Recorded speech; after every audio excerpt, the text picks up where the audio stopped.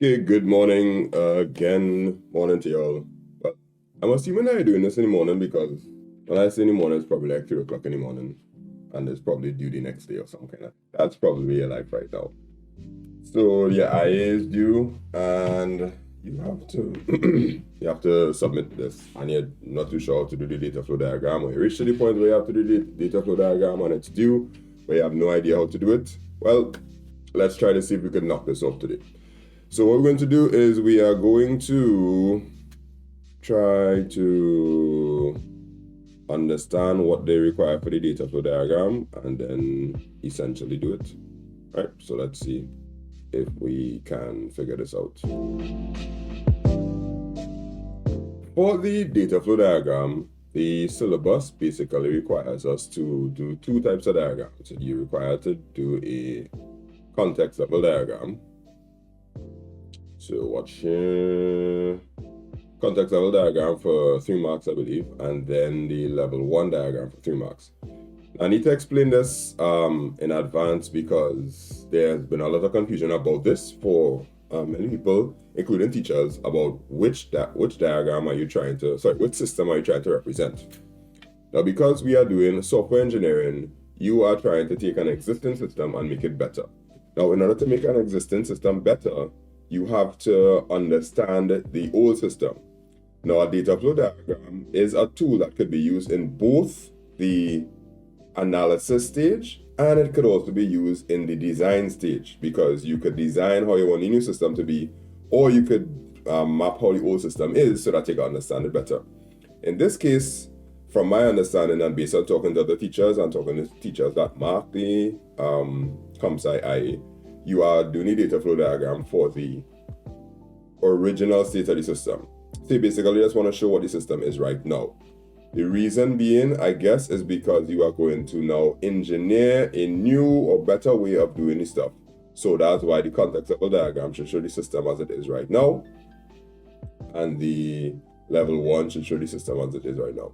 The problem with this is that they're both with 3 marks, but one of them is way harder than the other in terms of the amount of stuff that you have to do.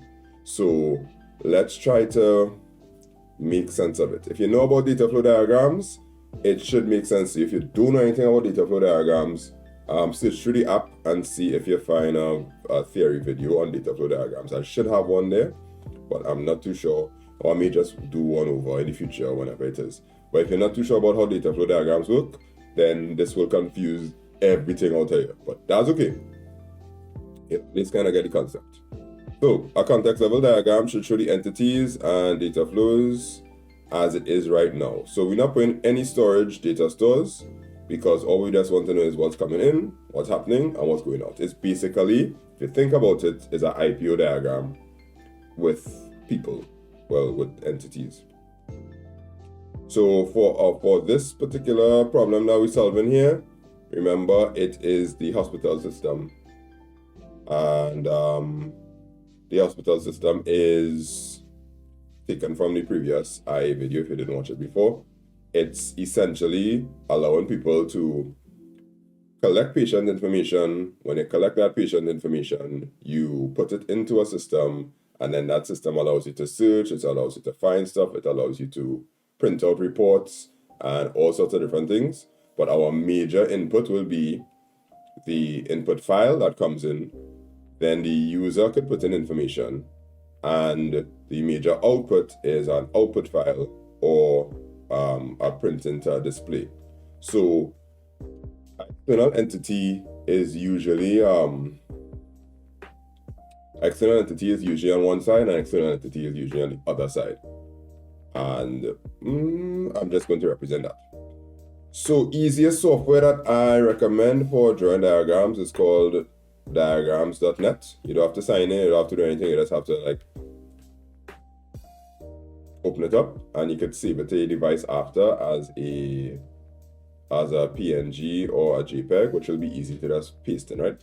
So we go in with diagrams.net. You don't need to sign in. If you want to, there's a version where you could download diagrams.net, and you could use it on your computer. But the online one, of course, you could share it with your users. But I don't know at what point you have to pay, but I'm not really trying to figure that out for you right now. What we're trying to figure out is how do we do the data flow diagrams? Now, if you go on the left-hand side and you search for shapes and you put data flow, it should bring up all of the data flow diagram boxes that you'll possibly need to use. So you'll be able to see them on the left side. So I'm just going to put inside a process box. Now they call it a list box because they can. Alright, you want to try to get in the center so that when you export the image, if you need to crop the image, everything will be in the center, right? So get the process in the center, and we're going to name this 0, 1, but you can put 1 dot. Now when you do that data flow diagram, each process is supposed to have a number, but since it's a context level diagram, it only has one process, right? So process, this is hospital data, hospital patient management system. No, I don't think patient management system.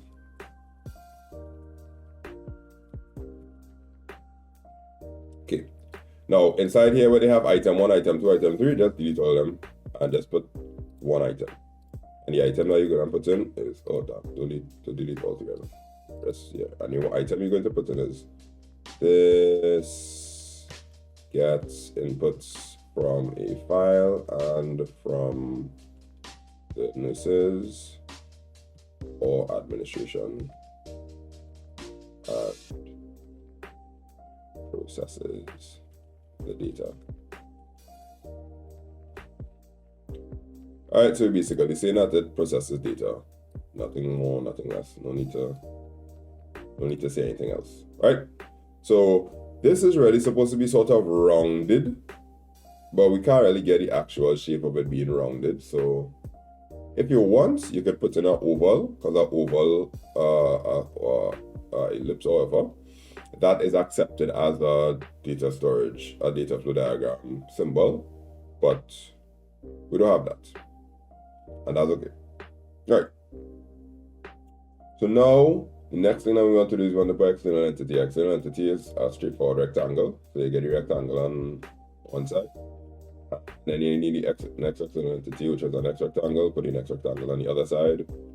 You can try to space it out as neatly as possible, but remember, you're trying to put this diagram inside a document. And one of the problems with putting the diagram inside the document is that sometimes it ends up coming out too small because the font size is not big enough and teachers can't read it. So you don't need to try to space it out way too much unless you can't get the information to fit. So I'll try to keep it as tight as possible, but I know it may not work out the way I want it to.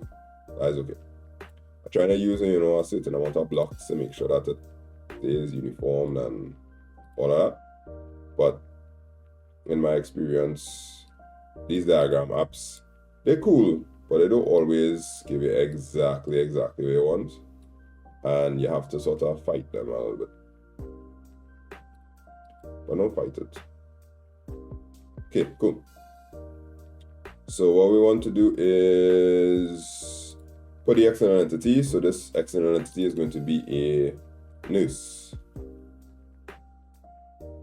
or administrator or administrative nurse. I don't know. Right, so the administrative nurse and the person on the other side here is going to be a doctor most of the times, right? So the administrative nurse is going to put in the information. The information that's going to be put in is going to be represented by arrow because arrows really represent the data. So you're going to try to latch the arrow onto a point on one and then latch the arrow onto this point here. If it's not lining up, then just move the box until the arrows line up properly. Yeah, if the arrow's not lining up properly, try your best to have straight arrows. Like, for real, if you can't get the straight arrows, like I'm not getting it right now, just no, oh, I'll latch it to the box, not the shape. Okay, cool. Yeah, this is where life gets tough. You will spend a whole year trying to put an arrow on, which is not cool. All I want to do is connect to the box. That's all I'm saying. Well, okay, it tried. Ah, boy. All right, good. Woo. Got the cover. All right, so with diagrams on that, sorry. then the arrow. Yeah, you can make the arrow go for itself. Right, good. Oh shucks, no, I put the arrow the wrong way there. My bad. Go this way. Attach. I think you could use the mouse. Alright, so I have that. Let me zoom in a little bit so you can see a little better. Right, so I have the administrativeness and the doctor. So what does the administrativeness do? The administrativeness will put in the patient info. So they'll put in the patient info, stuff will happen inside there. Then the doctor out of this gets the, what does the doctor get? The doctor gets the critical patients file. Right. So the critical patients file goes out to the doctor. Notice I didn't have space any line here, so if I drag this across a little bit, I might be able to fit it, or I could go here and press enter on the text, and the file will do it. File will go underneath, and that will make it a little easier to understand, right? So patient info goes in critical patient file, but there's some other stuff that comes in also to the system. We have a text file. So the administrativeness is putting in the patient info. The critical patient's info comes out to the doctor. We do have an input file, but we have no way of representing the input file right now, because in a context diagram, I have no file to put. So what we have to assume is that there is some sort of data store, which is like a book or something that they're using right now. Well, but right now they're not using a book, they're using a file that has all the patient info. So essentially, the administrativeness puts in patient info, the doctor gets a critical patients file. We are going to upgrade this program so that it wouldn't just be a critical patients file, it will be a critical patients file, a stable patients file, and a something patients file. But that's not what we're checking right now. We're checking what the system currently does. Currently does. Wow, did I say do's? Oh my goodness. Way. Anyhow, yeah. So we're checking to see what the system currently does. So that is essentially what the context level diagram is going to look like. That's 3 marks, sadly. Now, for the same 3 marks, we now have to take this and break this down into a level 1 diagram. And I don't think it's fair to give 3 marks for this and 3 marks for the level 1. This deserves like 1 mark, and then the level 1 diagram deserves like about 4 or 5 marks, because the amount of stuff you have to put inside there is crazy, but that's all right. So I'm going to take this basic template, and now I'm going to export it, right? So we're going to go to File and click Save As, Export as, export it as a PNG. PNG is always a better one. Zoom 100, transparent background. Include copy of my diagram. I don't know. Right, use export and say save to device, and yeah, there's where these 3 things will start to get vectored here. Export as PNG, export, download. Right, and I'll download our PNG, and I'll put this on my desktop just for testing it, untitled drawing. And when I open it up, it should open up like that. And then I'll copy this. Alright, so it'll basically pull only what is on the page. So I'll go and copy this and then go to my document, which is my II document. And where I have, where do I have the data flow diagrams? Go to the data flow diagram. I'm going to put on here, click and paste. Paste. Come on, man. Paste. See, this was gonna vex. It not pasting the image because I don't know. We'll get back to it. Copy and paste. Alright, and there it is. Context level diagram. 3 marks. Now your context level diagram could be a lot more complicated because you have more external entities. You might have 2 people putting in data, you might have 3 people getting reports, you might have a doctor getting a report, a manager getting a report, depending on how complex the Unit 1 IA is. But basically, you didn't really do anything special yet because the level 1 is where things start to get serious. So that's the context level. So let's look at level 1. Level 1 now, each function of the current system should be represented, meaning that you're trying to represent all of the functions that are in your code. And that's where it gets difficult because certain functions in your code, you don't really need to represent. So let's say the welcome function. Do you need to show them that there's a welcome message that comes into the system? Or do you need to just show them the key processes that take place, which is the things that they could choose? Or do you need to show them that each process reads the data, or do you need to show whatnot?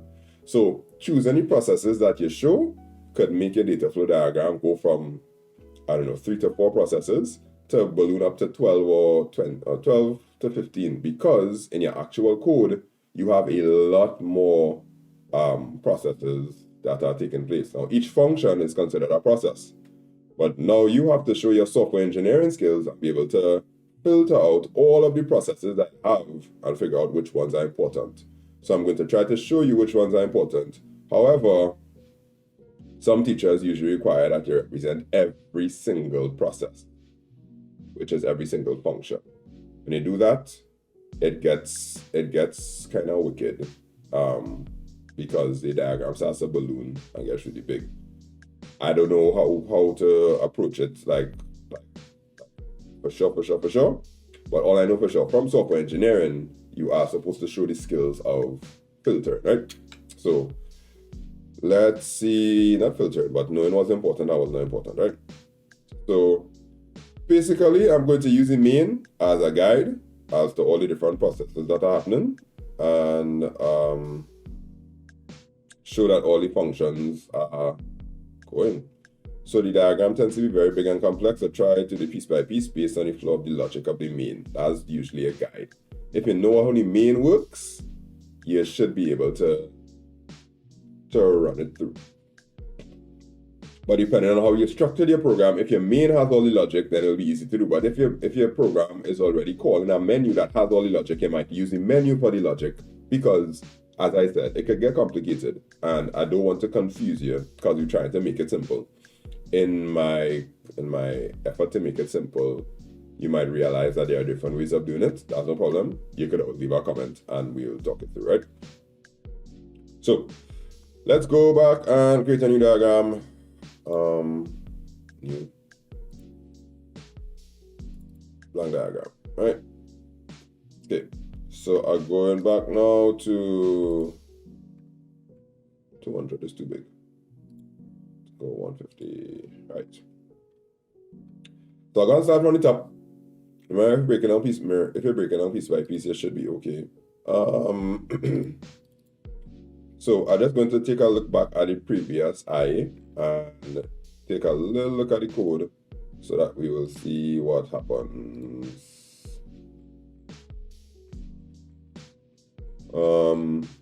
If I were to look at the layout, right, the layout is this. Using the narrative to kind of help me out, right? The user opens the program, they should be greeted with a welcome message that shows them the name of the hospital. They should be given a password prompt that allows them to enter the password for the system. Upon successful entry of the password, the program will read the patient data file and then display menus as follows. Add patient, update patient, search for patient, remove patient, print patient record to the screen, list critical patient stat file, and exit press 0. Now essentially, this is what my data flow diagram is supposed to represent. This is supposed to show these are the things that are happening, but I know a lot of other things happening between here. Meaning, like if I try to add a patient, I have to interact with the data store. If I try to update a patient, I have to interact with the data store. If I'm searching for a patient, I have to interact with the data store. If I have to remove a patient, I have to interact with the data store. Actually, remove a patient, that's supposed to be inside there, you know. because remove a patient should be in the data store. And print patient record to the screen, same thing. It kind of sort of needs to be all centered around your menu. So let's think about your main functions and whatnot. Now, if there is a search that's taking place, of course, you're going to call your search function. If there is a update patient, you're going to call the update patient function. So all of those are going to be represented by processes in the data flow diagram. So let's just try to put it together, right? So I'm using this as a guide. I'm using the this one as a guide, right? So I have the user. So I'll have the administrativeness. We'll put that up here. Administrative. Now, for sure, your previous diagram, you must have the same external entity here and same external entity here. If you do a new diagram and you have different external entities, you'll lose marks because it has to match. Because you basically have to show that you went from the context level and then you progressed to the level 1. So we're going with administrativeness and we are saying, okay, cool, administrativeness, and we're dropping in a process. Now the first process that's going to happen is that this administrativeness is going to send in a, according to the list, which is important things, a password. So I'll put this one, this is the first major function, password. Checks for correct password. Checks for correct password. Cool. Alright, remember, I don't need to make this too big. So the administrativeness sends in the password. I'll try to fix all the arrows after to make them match up. I hate when it does this. It's be like, no, I won't line up. I hate you. Yeah, right. The administrativeness will send in a password. Password. Boom. Right. So when the password comes in, they will get a message coming back, right? So let's see what the message will be coming back. Can I put an arrow going back this way? Oh, look at giving you little degrees to tell you if your line straight or not. Oh, this one bent. Why can't I make this bigger? Like when you put an arrow on it, it's locked one time. So this will be an acknowledgement. Right. Now whatever the acknowledgement is, they will have to decide what their acknowledgement is, because we could acknowledge all kind of things, but usually when they send a password, it's the acknowledgement saying whether you're logged in or not, right? So they send the password, they get the acknowledgement. That's the job of the password function, because that's what the narrative said would happen, right? Now, if we trust the narrative from the previous code, that means, okay, they'll get the password. Upon successful entry, they'll now have the ability to add a patient. Now, once we start to see the things like add a patient, we have to kind of guess what the flow of the program is. So the narrative not going to tell me exactly everything, but I know from the IA before that the next thing that happens is a file has to be read in order for all the information to come in. So in order for that file to be read, I have to put in that input file being read into the system. So once the password is correct, the password will go back to the menu, to the main, according to the code. Let me see if I can get to the code. Right. So once this password is read, then the next thing that happens, according to the main, look at the main, always remember, look at the main, look at the main. The main is going to say, all right, show you the welcome message. Do I need to show that the welcome message is in the data flow diagram? No, not really. I have to show that the password is read, and then say while P returns 0, print password incorrect, please enter the new password. After that, read data takes place. So once the password is correct, it's going to move on to the next step, which is if password is correct, then it will do the read data function, right? So I have to now represent, okay, once this password is correct, it's going to go to our next function, and I'm going to name it read data. So I'm going to put a function here called to, which is read data.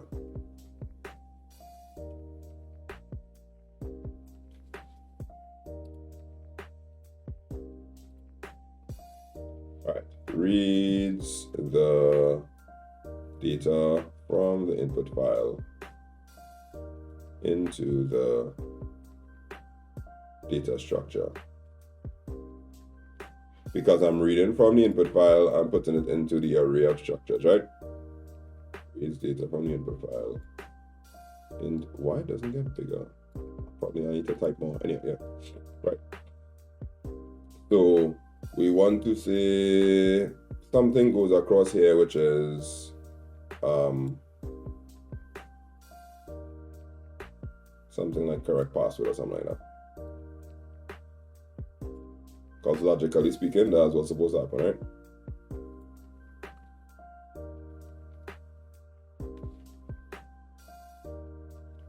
I don't know if I have any way for me to make these arrows. You have got to go back and sort out this arrow situation, because yeah, just use the gray lines as your guide. So when you're done, just go and like fix the arrows, right? Okay. So we will say once the password is correct. Right.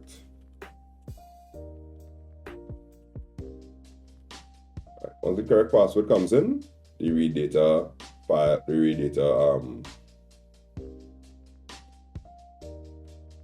read data function is called. Now the read data is going to be reading from our input file. The problem with this diagram is that it doesn't have an actual. I can't find a symbol that looks exactly like a data store. So I'm trying to be like data store. Data store. Is there a data store? Oh, look, they have it. Yes, they have it right here. Data store with ID. Right, so I'm looking for this guy here. Right. So I am going to be pulling information from a file. Now, if I pull information from a file, I want to be able to. This one I'm going to call this is the input file.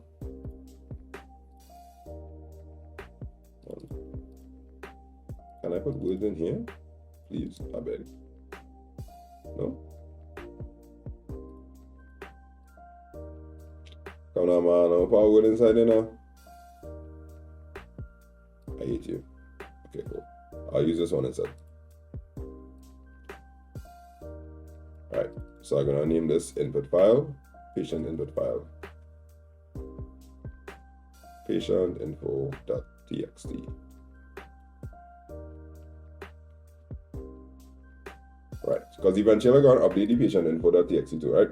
So we're going to pull data from here, and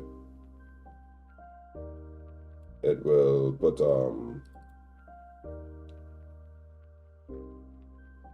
all patients info.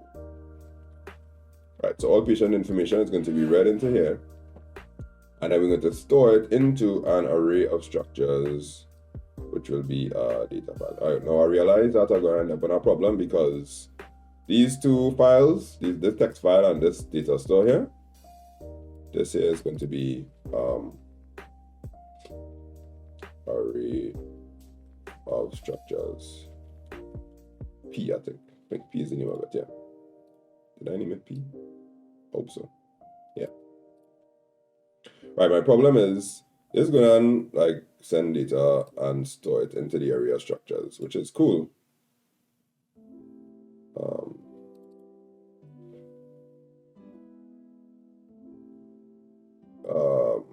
Patient data.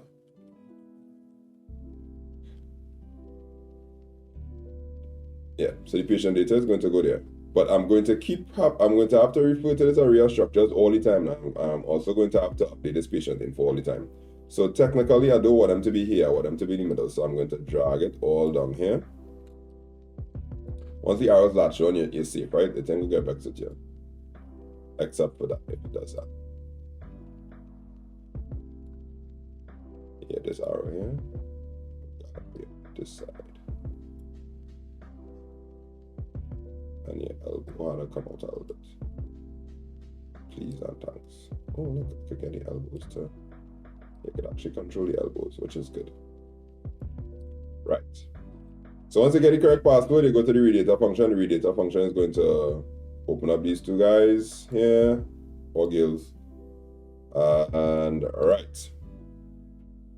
Now from there, once the read data function is called,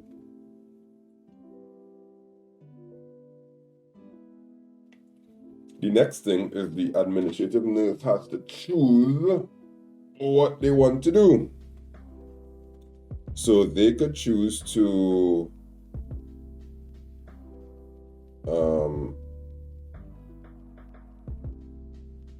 put this patient in the book here, the on top here. Yeah. Right.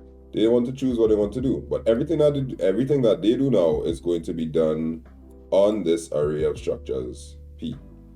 So I have to put this in a place where they could get to it and get an output one time.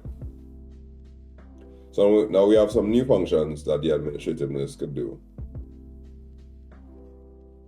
Do I need to, now it's possible that I could put the same data store back, the same external entity back, but that's okay, we'll get to that just now. Remember, our goal is to get this down to a doctor. The doctor is supposed to be the last person that gets any information, right?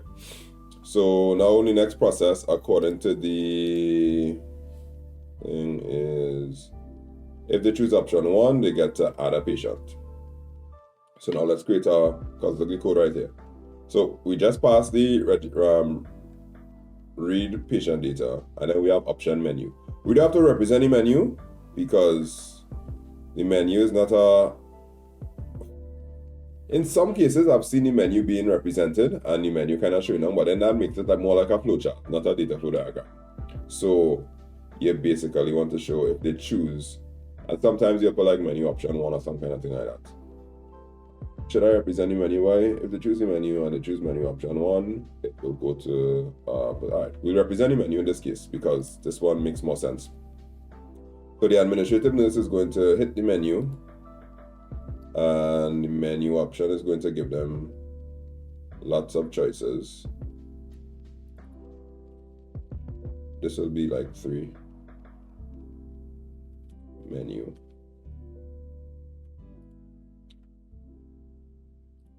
And the menu gives the nurse a choice of options.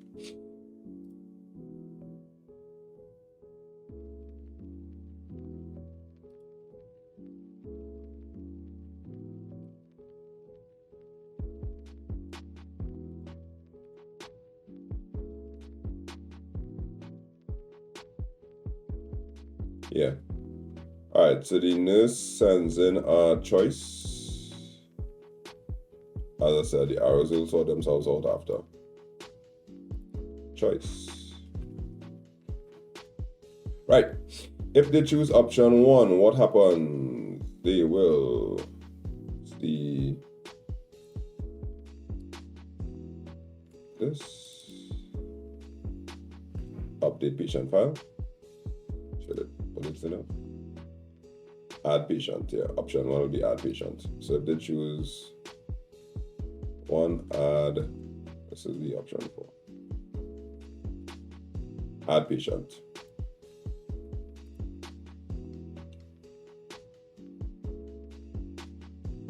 Yeah, see the problem is if I put choice and menu, then the actual data that is coming from the administrative nurse, I won't be able to add it in. Alright, so I'll not put the menu in because the menu is going to mess up how the data is going to flow. The nurse does have to put in a choice, right? But when they put in the choice, they're going to choose add patient.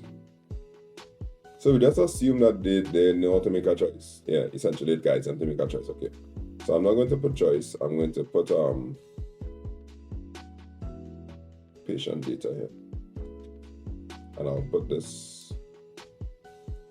guy here. That's what we're going to put in. patient data. New patient data.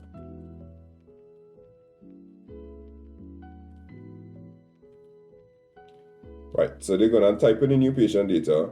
The new patient file is going. The new patient process is going to receive input and store in data structure. All right, so this area structures here that would have been updated with the patient data file. We're going to put in the stuff there.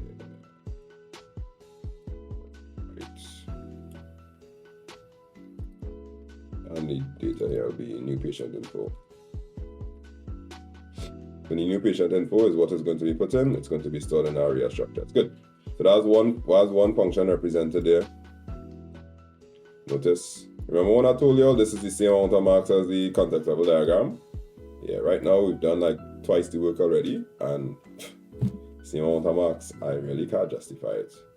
But what are you gonna do? After that, we have update patient status. So I'm going to take the update patient status now. I'm basically going to copy the same layout. Then we have update patient status. This will be 5, update patient. Receive input and update the patient.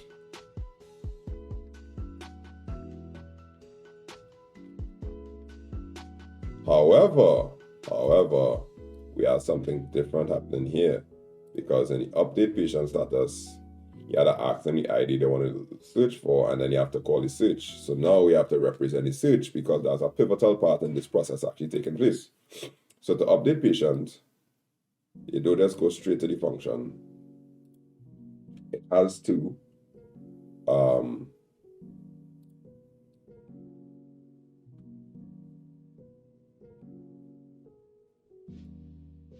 ask them for the technically, it's supposed to ask them for the ID they want to search for and call the search function, get the index. Okay. So to update patient,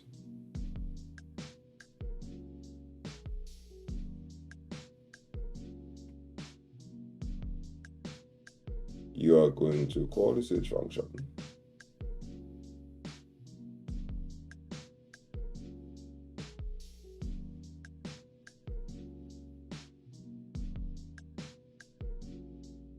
I know we had put in the search function before, because in the code the search function wasn't broken down as a separate.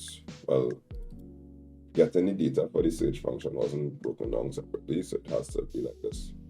So we put number 5 as search, receive ID, and return the index. All right. Okay. So we'll receive the ID and return the index. And where we get the ID from? The NIS. All right, NIS. Thank you very much, NIS.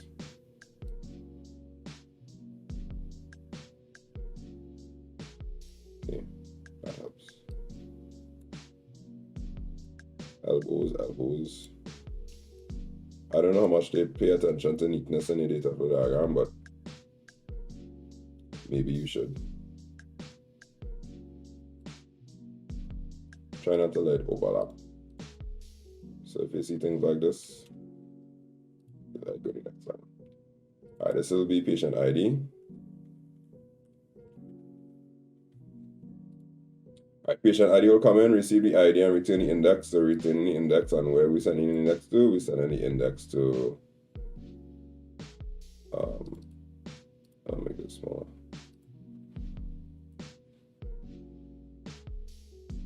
Turn the index.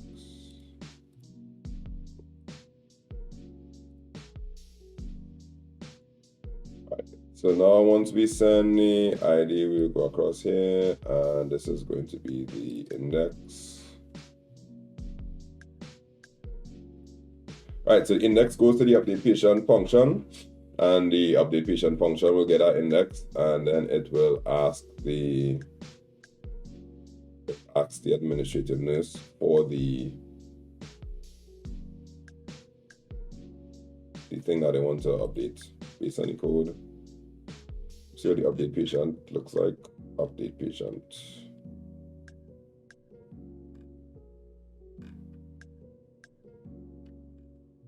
Where is it? Update patient status here. Please enter the ID you'd like to update. So scan the ID.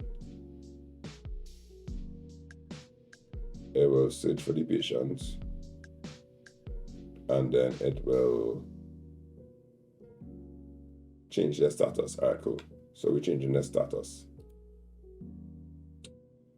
So we send in new patient status now because the update patient is going to get the information.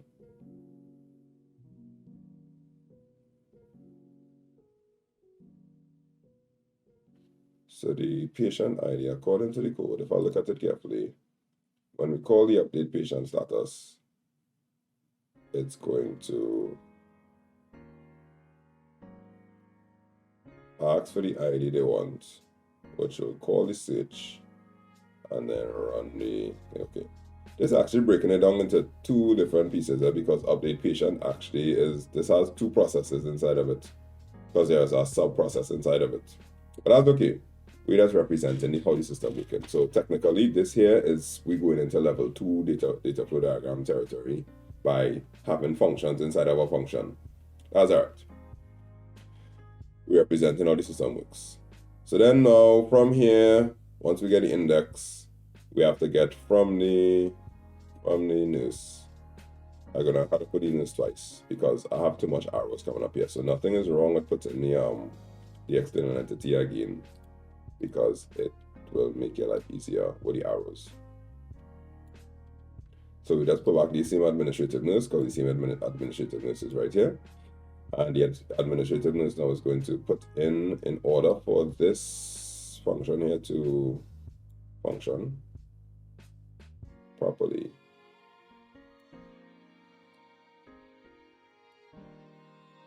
They have to put in the status, new status. So the new status has to go in from the same administrative nurse. When the new status goes in, we have to update that in the area structures, which will be here, like that.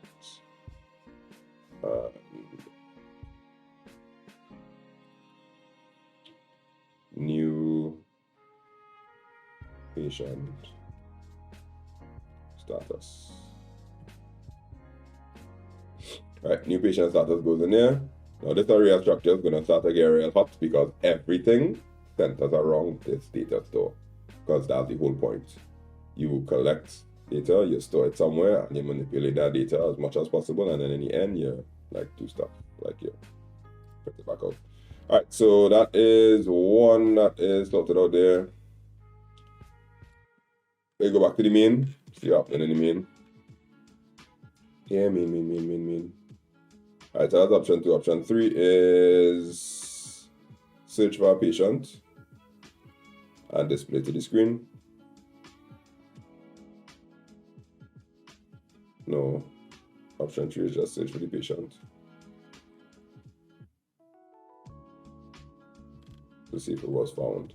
Yeah, that's a kind of weird function, but yeah, what are you gonna do? So the administrative nurse can search for a patient, and then that will retain the index and just print to the screen. Okay, so let's put this right here. That's right. All right, so the next function I'll be represented is the search function. I will display something to the screen. So we're going to send, okay, so the administrative nurse could also send any patient ID. And depending on, no, I can't represent that. Okay. All right, so because this function here, which is search the patient you like to display, is going to search the patient and then call the print info function. Now I have to represent this print info function because basically I want to be able to print something to the screen. So we're going to add any print info function. Print info. Now, the more complex you make your Unit 1 IA, well, the bus probably already sailed on this because you're watching the Unit 2 video. If your Unit 1 IA is really complex and has a lot of functions, then yeah, you're going to have a hell of a time doing this data flow diagram, because this data flow diagram will just be full of a lot of complex functions that you dug a hole for. But if you don't, and you make your Unit 1 IA just do the things that it needs to do and not overshoot it, then you won't have to fight up with the data program. All right, so this is what we are now, 6.7. Print info, print patient info. This is print patient info to the screen. Print patient info to the screen. So we print the patient info to the screen. Cool. Oh, no issues there.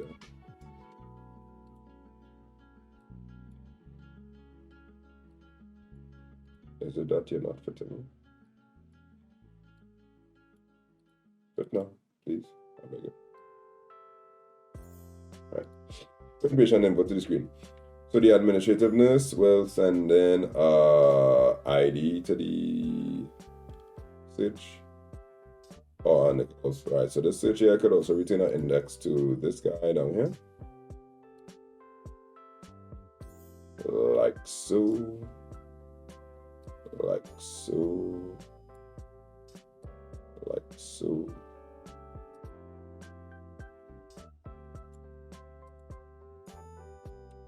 This is going to be ID or index.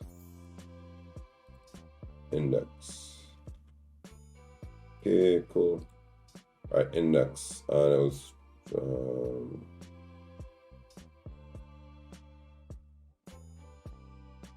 yeah. So based on the index, the patient info is going to be printed to the screen.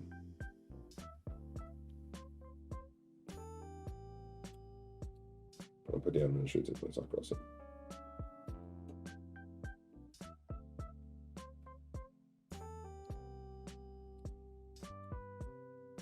Yeah.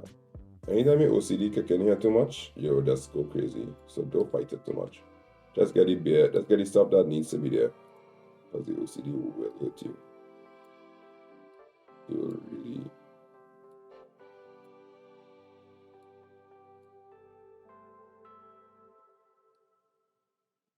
You will feel lots of pain. Alright. The arrow pointing in the correct direction is the most important part. Alright, so the patient info goes in. Alright, print patient info. Now, when this print patient info is done, where is it going to go? It's going to print it to the screen. Question is, can you represent the screen as an external entity? That one I'm not too sure.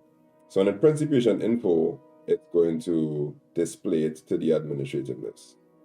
So I'm just going to put an arrow saying, all right, the administrativeness go see it. Because that's the person who searched for it, right? So the output for this is actually going to external entity call. So we just put in display.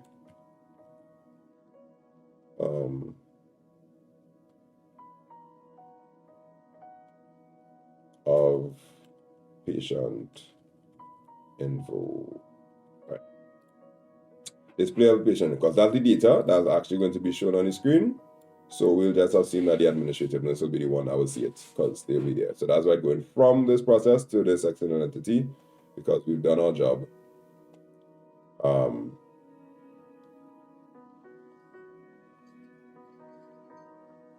Yeah. Only thing is I didn't represent the search for the search function, so I'm going to have to put an arrow coming from here to the search function, because the search function is going to pull from the search function is going to have to pull to get the index when it does the search, because the search function can't just get the patient ID. It has to pull the index from the area structures, because this is where the value is.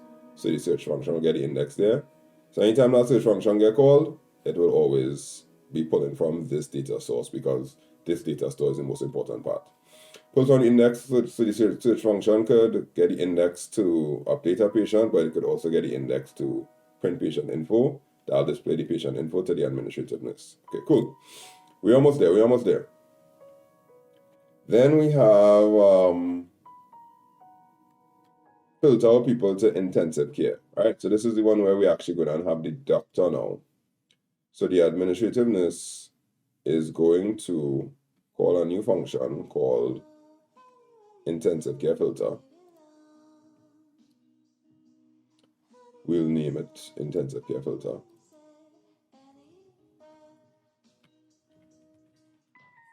And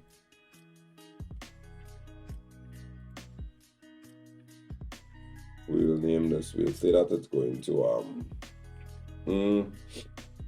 get filter the patients who are warded in intensive care.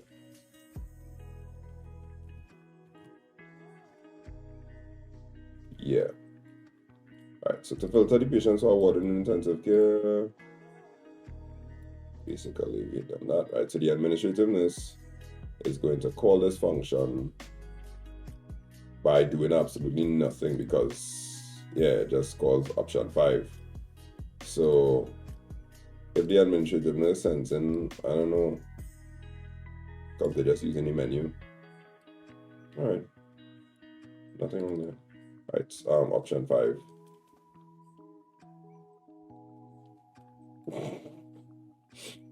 We just put option 5 because I really can't put anything else. I can't think of anything else because the input to trigger it is actually option 5.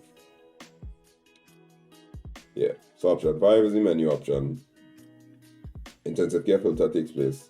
The intensive care filter is going to pull from this guy here. Going to pull here.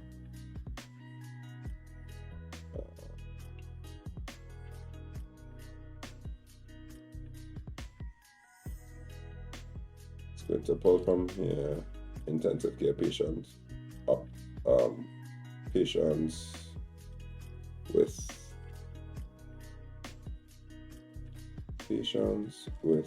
status 3. So all the patients with status 3, the intensive care filter is going to pull from this data structure anything that has the status 3, and then this output file now is going to produce a text file that goes to the doctor. So we're going to put the doctor finally down on the bottom here. And the doctor is going to get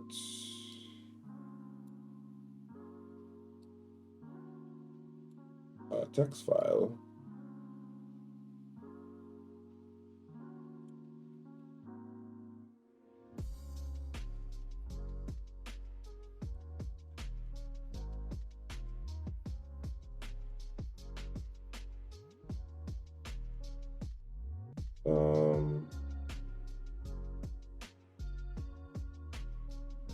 No, this is not going to the doctor, you know. Just going to the it's going to our data store.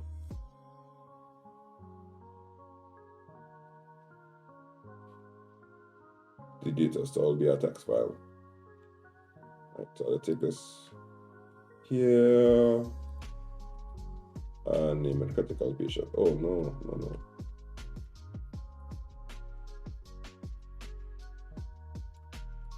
Critical patients.txt.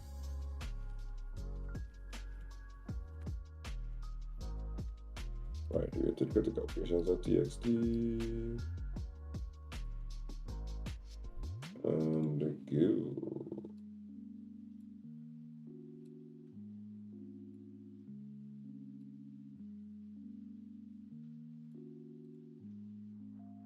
Now, how does the doctor get the critical patients file? Because our external entity can't talk to our data store. I'll put something called print critical patients file in between here.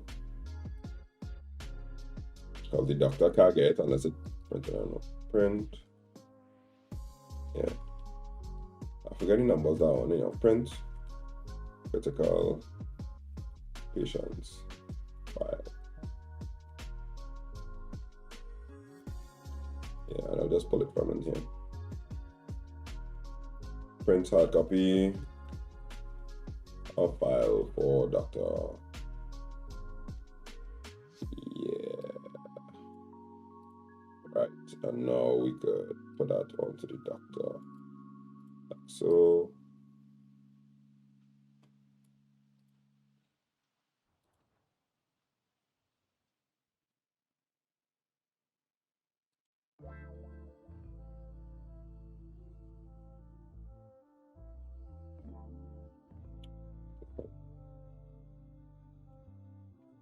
name of the file.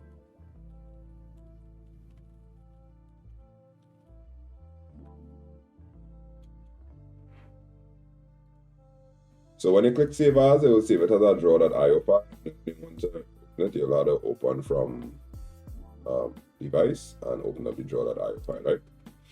Because if you had to make changes to this, when you're working on this online, it doesn't give you back. Well, you can't just, unless you save it to the cloud, you could sign in and whatnot, and it will save it to your Google Drive or wherever it is and share it with whoever. But if you just want to work locally, you'll have to download it as a draw.io file. Right. Right, back to what I was doing here. So the critical patients file is going to be a text file.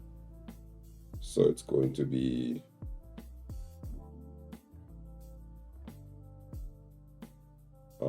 physical file. No. Send to print. No, the info is not sent to print. What is the actual data that's here, boy? The actual data that is here is text file. Yeah. And this one here will be the physical file. Alright, I'm gonna zoom out and see how I'm feeling about this. Okay, so we start up administrative sends any password. The password gives our acknowledgement. If they go to get acknowledgement, the acknowledgement could be yes or no. Alright, cool, no problem. Once our password is correct, the correct password goes on to the next part, which is read data. Read data for the patient info.txt, which is all the patient information. All the patient information is read, then the patient data is stored in the array of structures P. From there now, the administrative nurse has the chance to do many different things. One of the things is add new patient data. So add patient data should be process number 3. And then once you add new patient data, you'll receive the input and store it in a data structure, send the new patient info to the array of structures. I'll update that array of structures. Then next thing that's used is a search function. Search function will be able to take a patient ID, search for it by searching through here, getting the index. Once I get the index, could send it to either update patient. The update patient will be able to update the information, or it will be able to send the index to the patient info, which will be able to display it to the administrative nurse, and the administrative nurse could put in the new status. The new status could be put into the area structures depending. And then print the info to the screen. Once it's printed to the screen, it'll display the patient info, which is the info that the administrative nurse will see. Administrative nurse now could also choose option 5 to trigger the intensive care filter. Once the intensive care filter for the pull everybody option 3. All right. The only thing that we didn't do is update the file.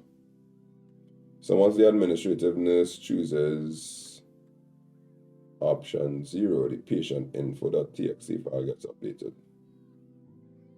All right, so I'm gonna put this patient info.txt on this side. That way it will give me the ability to update the info very easily. Okay, so the last thing that has to happen when the nurse chooses option 0 is the update the patient info. Because the file gets updated as the last thing. Because if you look here, you'll see update patients. That's the last thing that takes place. So you need to update the patient's file last. So we have to represent that. How are we representing that by? Update patient info. We will put the data flow diagram. We'll put the Alright, yeah, so I'll just put a function in between here. I don't know how to put the administrativeness again, but I had to pull the administrativeness from on top here.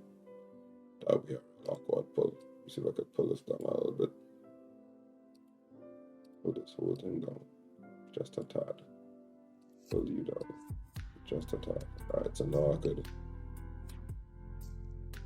Yeah.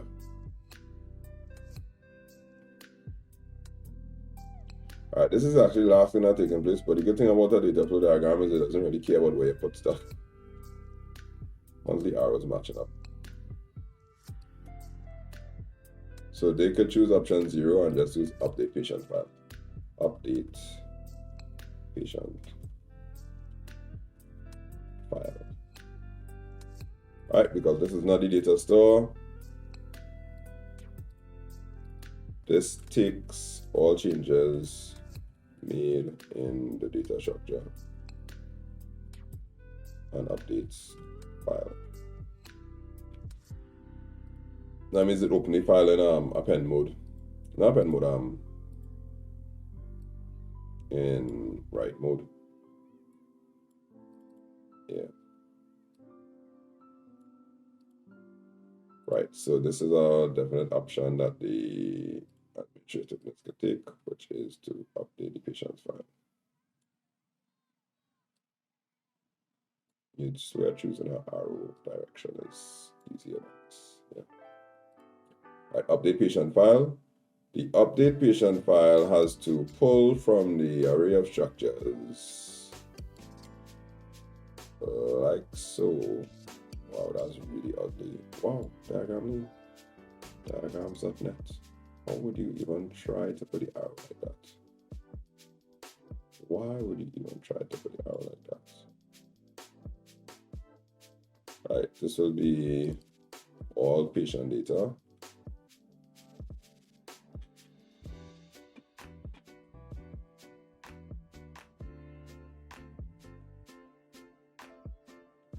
All patient data. Now that all patient data now is going to now update into the patient's file. All right, so now we have the last piece of the puzzle. This is updated info. Right, and that's the last thing that the code does. The code is going to update all the patient information. We good? Yeah, we good. Nice. So this was 3 marks. I don't know what to tell you. Let me show you it in the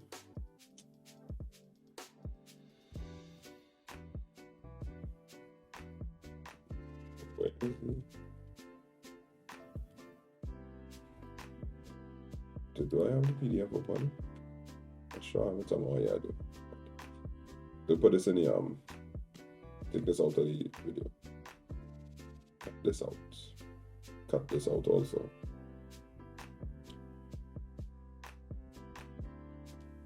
Cape Computer Science. Right, okay.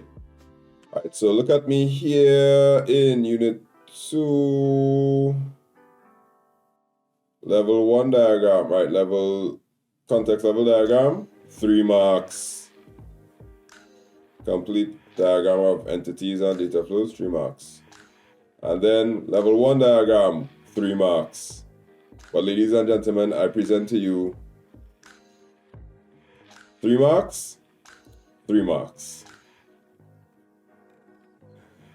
3 marks.